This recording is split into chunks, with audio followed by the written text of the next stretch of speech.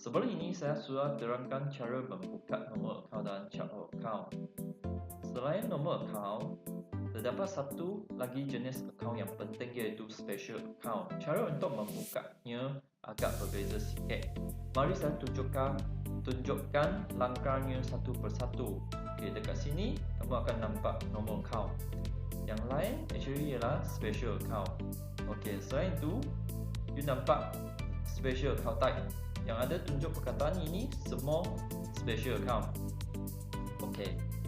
Biasa saya rasa kebanyakan perlu buka special account ialah example kamu ada lebih daripada satu bank account.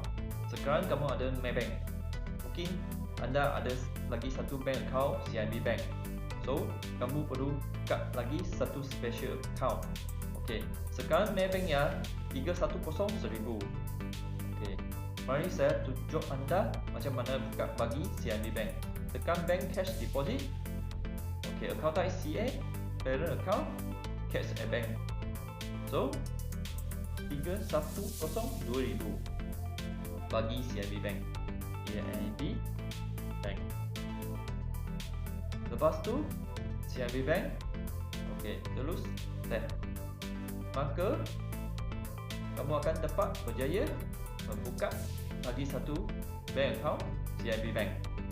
So, semasa kamu buat bayaran atau terima bayaran, kamu dapat pilih lebih daripada satu bank account.